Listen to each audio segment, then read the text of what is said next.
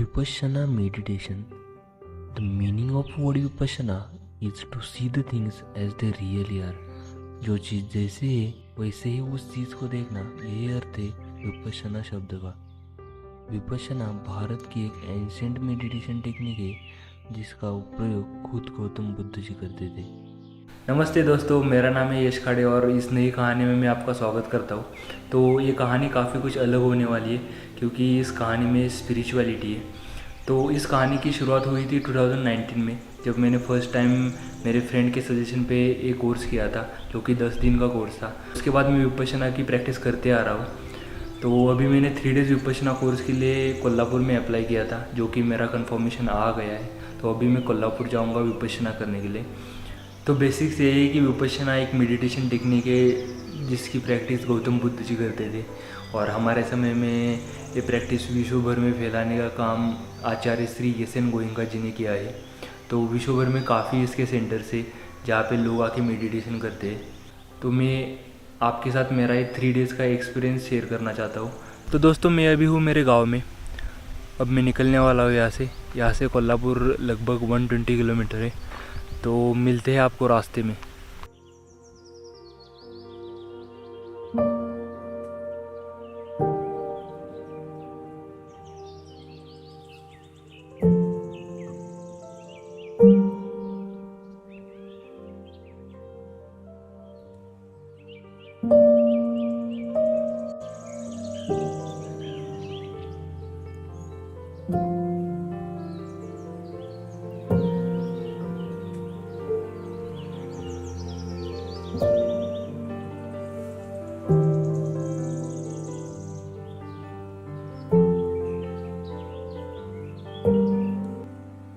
तो पिछले 3 दिन से मैं यहाँ पे कोल्हापुर विपश्यना सेंटर में हूँ। विपश्यना का कोर्स 3 डेज़ का मैंने कंप्लीट किया है। तो throughout this video you are going to watch my experience of 3 days Vipassana course.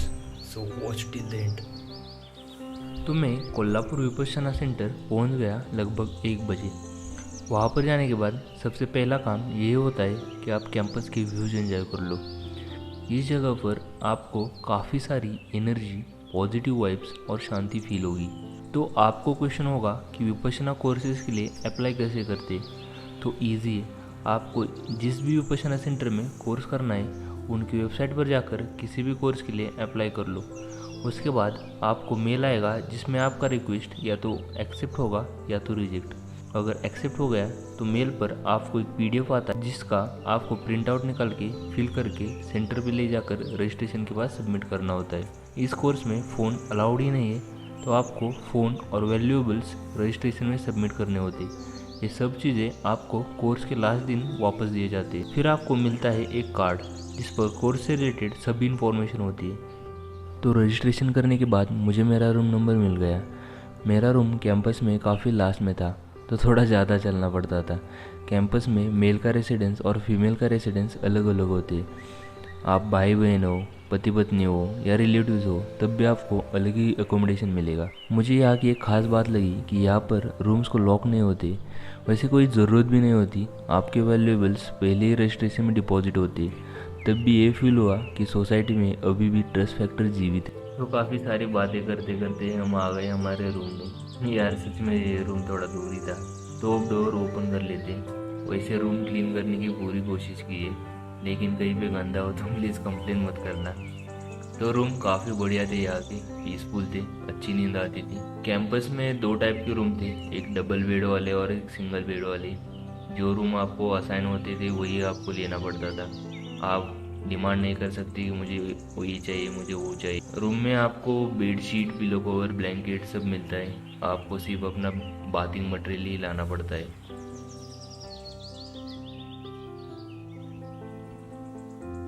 तो अब चलते धम्म मॉल की तरफ। धम्म मॉल वो प्लेस है जहाँ सभी साधक मेडिटेशन करने के लिए एकत्रित होते हैं। आपको पूरे कैंपस में आर्य मौन का पालन करना होता है। आर्य मौन का मतलब आप किसी से बात नहीं कर सकते, किसी से आई कांटेक्ट नहीं बना सकते, किसी को टच नहीं कर सकते। 10 दिन के इस कोर्स में आपको 9 दिन तक आर्य मौन का पालन पूरी निष्ठा से करना होता है। सुनने में थोड़ा अजीब भी लगेगा, लेकिन उतना मुश्किल नहीं होता। वहाँ पर एनवायरनमेंट ही ऐसा होता है कि कोई किसी से बात नहीं करता, तो आप जल्दी ही उस एनवायरनमेंट में डल जाते हो। अगर आपको कोई इमरजेंसी है तो आप सहायक टीचर या धम्म सेवक से बात कर सकते हो। और ये है द मॉल का खूबसूरत सा नज़ारा।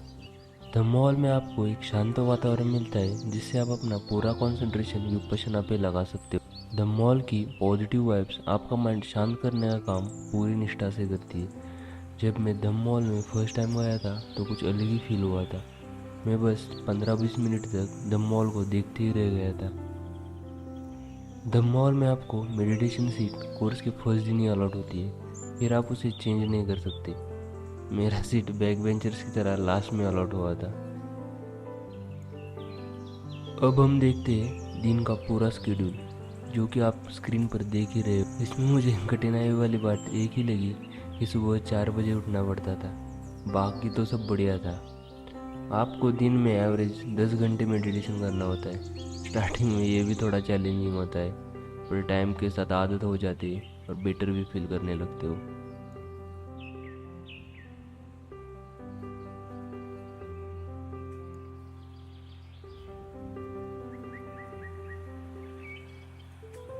जो आप सामने पगोड़ा देख रहे हो वो है शून्यागार।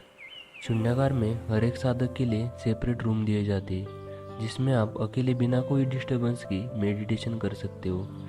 शून्यागार में आपका मेडिटेशन थोड़ा ज़्यादा पीसफुल होता है। द मॉल की ग्रुप सीटिंग के बाद आप शून्यागार में जाकर मेडिटेशन कर सकते हो। अब देखते हैं सबकी फेवरेट प्लेस डाइनिंग। खाने में आपको शुद्ध शाकाहारी टेस्टी भोजन दिया जाता है, जिससे आपको मेडिटेशन करने के लिए एनर्जी मिल सके। तो टाइम टेबल इस प्रकार होता है कि ब्रेकफास्ट सुबह 6:30 बजे मिलता है, उसके बाद लंच 11 बजे और 5 बजे नए साधकों के लिए ब्रेकफास्ट दिया जाता है और पुराने साधकों के लिए नींबू पानी होता है। और सबसे इम्पोर्टेंट थिंग, रात में खाना नहीं होता है। थोड़ा अजीब लगा होगा, मुझे भी लगा था फर्स्ट टाइम 2019 में जब मैं टाइम टेबल देख रहा था, तब उसमें मुझे डिनर दिखाई नहीं दिया। मुझे लगा कि कोई प्रिंटिंग मिस्टेक होगी, लेकिन यार सच में नहीं था। वैसे पहले 1-2 दिन थोड़ी दिक्कत आती है हमारे पुराने हैबिट की वजह से, लेकिन बाद में कोई दिक्कत नहीं आती, आदत हो जाती है। तो कैंपस में आप वॉकिंग के अलावा कोई भी एक्सरसाइज नहीं कर सकते, अलाउड ही नहीं है। तो सभी साधकों को वॉकिंग करने के लिए वॉकिंग पाथ बनाया गया है, जिस पे आप मेडिटेशन सेशन के बीच में खाने के बाद वॉक कर सकते हो।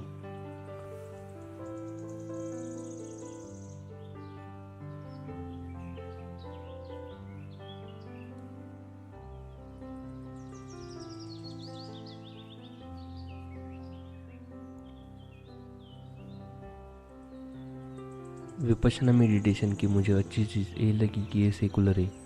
सभी संप्रदाय के लोग विपश्यना करने आते हैं, पूरे लगन और ट्रस्ट से मेडिटेशन करते हैं। किसी भी संप्रदाय का कोई श्लोक, गीत, प्रेयर वहाँ पे आपको सुनने नहीं मिलेगा। आपको पूरे साइंटिफिक और स्पिरिचुअल तरीके से मेडिटेशन सिखाया जाएगा, जो कि पूरा लॉजिकल होगा। कोई भी हवा की बातें यहाँ पर आपको नज़र नहीं आएगी। यहाँ पर आपको पूरे बेसिक से मेडिटेशन सिखाया जाता है, उसके बाद ही आपको नेक्स्ट टास्क पे लिया जाता है। और एक चीज़ अच्छी लगी कि यंगस्टर काफ़ी ज़्यादा मात्रा में कोर्स के लिए आते हैं। तो जो मिसकंसेप्शन सोसाइटी में है कि ध्यान धर्म बुढ़ापे में किए जाते, तो वो काफ़ी मात्रा में ख़त्म हो रहा है। इम्पोर्टेंट थिंग ये है कि ये कोर्स सभी साधकों के लिए फ्री में अवेलेबल होता है। खाने का, अकोमोडेशन का कोई भी खर्चा आपसे नहीं लिया जाता। आप अपने मन से जो भी चाहो कोर्स के लास्ट दिन वहाँ कंट्रीब्यूट कर सकते हो। तो विपश्यना मेडिटेशन में पहले ये होता है कि आपको अनावन सिखाया जाता है, जिसमें आपको अपनी ब्रीदिंग को ऑब्जर्व करना होता है। उसके बाद में ही आपको विपश्यना दी जाती है। कोर्स के लास्ट दिन आपको मौन तोड़ने की अनुमति दी जाती है। आप सभी साधकों के साथ अपना एक्सपीरियंस शेयर कर सकते हो और दूसरों का भी एक्सपीरियंस सुन सकते हो। सभी का एक्सपीरियंस बढ़िया ही होता है, ये सुनकर बहुत अच्छा भी लगता है। और लास्ट दिन मंगल मैत्री का एक सेशन होता है। मेरा पर्सनल ओपिनियन ये है कि ये दुनिया की सबसे बेहतर प्रार्थना होगी, क्योंकि इसमें ध्यान करने के बाद आपको जो प्रसन्नता, निर्मलता फील होती है, वो विश्व के सभी लोगों और प्राणियों में बांटनी होती है। तो लास्ट में मैं यही कहूँगा कि किसी को भी मेडिटेशन सीखना है या एक्सपीरियंस करना है तो आप विपश्यना का कोर्स कर सकते हो या किसी भी मेडिटेशन का कोर्स कर सकते हो, क्योंकि हम सभी ने अपने चेहरे को आईने में काफ़ी देख लिया। क्यों ना एक बार अपने मन को भी देख आते हैं। So thank you for watching this video. जय हिंद।